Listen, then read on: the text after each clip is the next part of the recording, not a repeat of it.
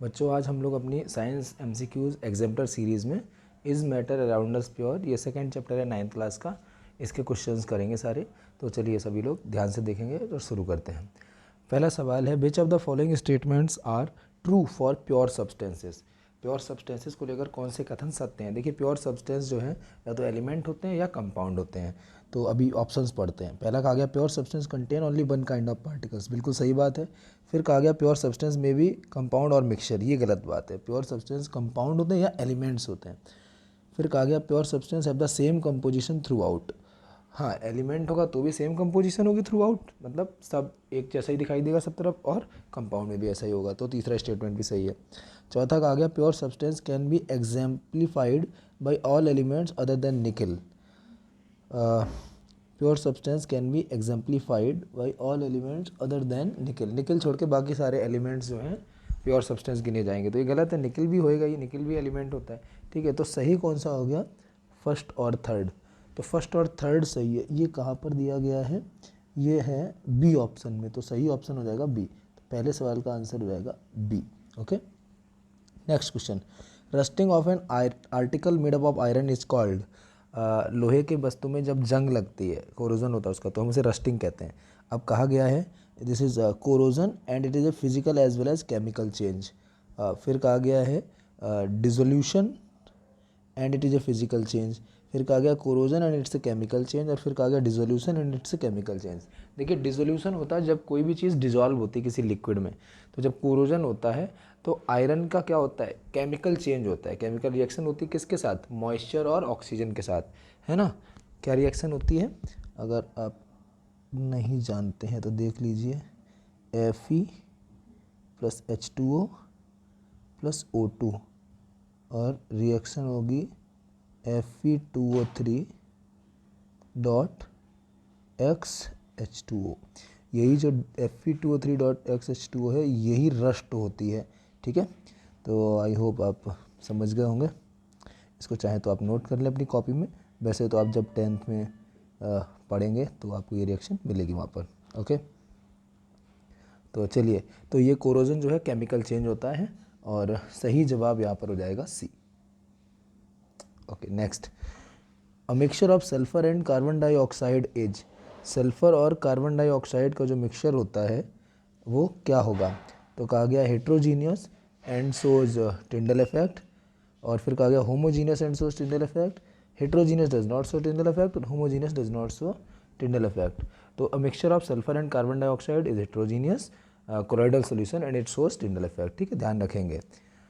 Sulphur और carbon disulphide को मिलाते हैं तो एक कोलॉइडल सॉल्यूशन बनता है, और ये हेट्रोजीनियस होता है। ठीक है, और टिंडल इफेक्ट शो करता है। तो सही जवाब यहाँ पर हो जाएगा ए, ध्यान रखेंगे इसको।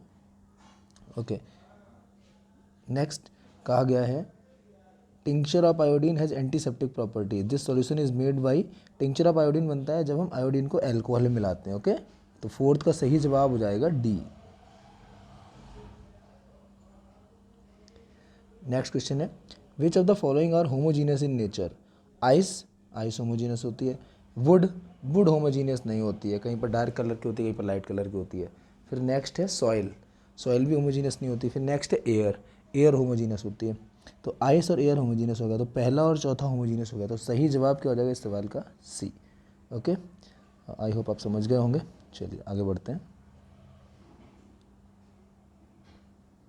Okay, next question, which of the following are physical change. इनमें से कौन से फिजिकल चेंज हैं। कहा गया है मेल्टिंग ऑफ आयरन मेटल, जब आयरन पिघलेगा, मेल्ट होगा, तो ये फिजिकल चेंज है, सही बात है। फिर लिखा रस्टिंग ऑफ आयरन, ये केमिकल चेंज होता है। फिर लिखा बेंडिंग ऑफ आयरन रॉड, हम एक आयरन की रॉड को बेंड करें, मोड़ें बीच से, शेप चेंज करें उसकी, तो ये फिजिकल चेंज है, क्योंकि आपकी केमिकल रिएक्शन थोड़ी ना हो रही है, केवल रूप बदल रहा है, उसका शेप बदल रही है, तो फिजिकल चेंज है। नेक्स्ट है drawing a wire of iron metal, iron metal को खींचकर उससे बायर बनाना, तो ये भी फिजिकल चेंज है। तो कौन कौन से फिजिकल चेंज हो गए, पहला, तीसरा और चौथा। तो सही जवाब यहाँ पर क्या हो जाएगा, इसमें पहला, तीसरा, चौथा लिखा है, कौन सा ऑप्शन है, सी ऑप्शन है। Okay, next, which of the following are chemical change. Decaying of wood, wood जो है धीरे धीरे डिकम्पोज होगी और डिके होगी, तो ये केमिकल चेंज होगा। ठीक है, सही बात है। नेक्स्ट आ गया बर्निंग ऑफ वुड, ये भी केमिकल चेंज होगा, केमिकल रिएक्शन होगी ना जब बर्न करेगा। तो जब भी कोई चीज़ बर्न होती है तो ऑक्सीजन के साथ रिएक्शन करती है। ठीक है, नेक्स्ट क्या बोला है, सॉइंग ऑफ वुड, लकड़ी को आप आरी से काटें तो वो फिजिकल चेंज होता है, ठीक है। आरी को शॉ कहते हैं, तो लकड़ी को जब आरी से काटा जाता है तो उस दौरान कोई केमिकल चेंज नहीं होता, फिजिकल चेंज होता है। नेक्स्ट कहा गया hammering of a nail into a piece of wood, लकड़ी के एक पीस में कील ठोकना हैमर से, तो ये भी फिजिकल चेंज है, इसमें कोई केमिकल रिएक्शन नहीं हो रही। तो केमिकल रिएक्शन किस में हो रही है, पहला और दूसरा, और वो किस ऑप्शन में है, वो है ए में। तो सही जवाब हो जाएगा इसका A. Okay next, two substances A and B were made to react to form a third substance A two B according to the following reaction, ठीक है। ये रिएक्शन दी गई कि 2A + B बना A2B। Which of the following statement concerning this reaction are incorrect, इसमें जो कौन से जो स्टेटमेंट है वो इनकरेक्ट है इस रिएक्शन के बारे में अगर देखा जाए तो। The product A2B shows the properties of substance A and B, ये गलत बात है क्योंकि केमिकल रिएक्शन हुई है और केमिकल रिएक्शन में जो प्रोडक्ट बनता है उसकी एंटायरली न्यू प्रॉपर्टीज होती हैं, जिनसे वो बना है उनसे हटके उसकी नई केमिकल प्रॉपर्टीज होती हैं। तो product A2B shows the properties of A and B, नहीं ये गलत बात है, ये इनकरेक्ट हो गया। नेक्स्ट कहा गया the product will always have fix composition, ये ठीक बात है क्योंकि जो प्रोडक्ट बना है वो कंपाउंड है और कंपाउंड की फिक्स कंपोजिशन होती है, तो ये सही बात है। नेक्स्ट कहा गया था product so form cannot be classified as a compound, product जो है कंपाउंड है तो क्यों नहीं क्लासीफाई होगा कंपाउंड के रूप में, तो product can be classified as compound here in this reaction. तो यहाँ पर इन्होंने बोला कि हम इसको कंपाउंड नहीं कह सकते, तो तीसरा जो स्टेटमेंट है वो भी गलत हो गया। नेक्स्ट कहा गया था product so formed is an element, ये गलत है, प्रोडक्ट जो बना वो कंपाउंड है। तो कौन सा गलत हो गया, पहला गलत हो गया, फिर दूसरा सही था, फिर तीसरा गलत हो गया क्योंकि उन्होंने बोला कंपाउंड नहीं है पर वो कंपाउंड है, और चौथा गलत हो गया क्योंकि उन्होंने बोल दिया एलिमेंट है पर वो कंपाउंड है। तो गलत कौन से हो गए, पहला, तीसरा और चौथा। और पहला और तीसरा और चौथा ये किस ऑप्शन में लिखे हुए हैं, देखिए ध्यान से, ये सी में लिखे हुए हैं, तो यहाँ पर सी हो जाएगा। ये पहला, तीसरा और चौथा इनकरेक्ट हो गया, इनकरेक्ट ही बोले थे उन्होंने पूछने को। नेक्स्ट कहा गया two chemical species X and Y combine together to form a product P which contains both X and Y, दो केमिकल स्पीसीज हैं एक्स और वाई और मिलकर प्रोडक्ट बनाते हैं पी, ठीक है। केमिकल रिएक्शन हो रही है, ठीक है।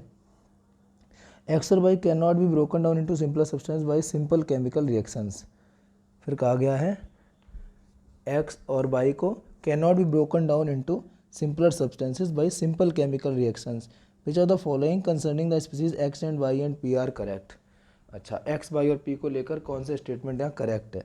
पहला लिखा पी इज ए कंपाउंड, तो एक्स और वाई से मिलकर केमिकल रिएक्शन होकर बन रहा है तो निश्चित तौर पर ये कंपाउंड ही होगा, ठीक है, सही बात है।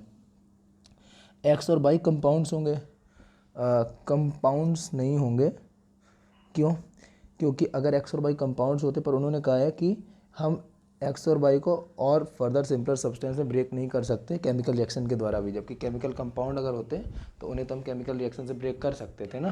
तो क्या होंगे ये, फिर ये एलिमेंट्स होंगे। आगे कहा गया एक्स और वाई एलिमेंट्स होंगे, क्योंकि एलिमेंट्स जो होते हैं वो तो सिंपली एक ही प्रकार के एटम से बने होते हैं, बिल्कुल प्योर फॉर्म में होते हैं ना, तो उनको और फर्दर क्या ब्रेक डाउन करेंगे, उनको छोटे टुकड़ों में तोड़ देंगे तो वो एटम्स ही आपको और छोटे लेवल पर मिल जाएंगे कम संख्या में, है ना। पर अगर कंपाउंड्स होते हैं एक्स और वाई तो कंपाउंड्स को केमिकल रिएक्शन से ब्रेक डाउन किया जा सकता है। तो एक्स और वाई कंपाउंड्स नहीं, क्योंकि ऊपर बोला है कि उन्हें केमिकल रिएक्शन से भी ब्रेक नहीं कर सकते। तो कौन होंगे एक्स और वाई, एलिमेंट्स होंगे जो कि मिलकर कंपाउंड पी बना रहे हैं। तो पी कंपाउंड है और एक्स और वाई एलिमेंट्स हैं। और चौथे नंबर पर क्या लिखा है कि P has a fix composition, बिल्कुल सही बात है, पी की फिक्स कंपोजिशन होगी, क्यों, क्योंकि पी एक कंपाउंड है ना, और कंपाउंड की फिक्स कंपोजिशन होती है, मतलब कंपाउंड में जो एलिमेंट्स होते हैं वो फिक्स रेशियो में जुड़े होते हैं। तो सही हो जाएगा पहला, तीसरा और चौथा। तो यहाँ पर सही ऑप्शन कौन सा हो जाएगा, करेक्ट पूछे गए पहला, तीसरा, चौथा, ये डी में लिखा हुआ, तो सही जवाब हो जाएगा डी।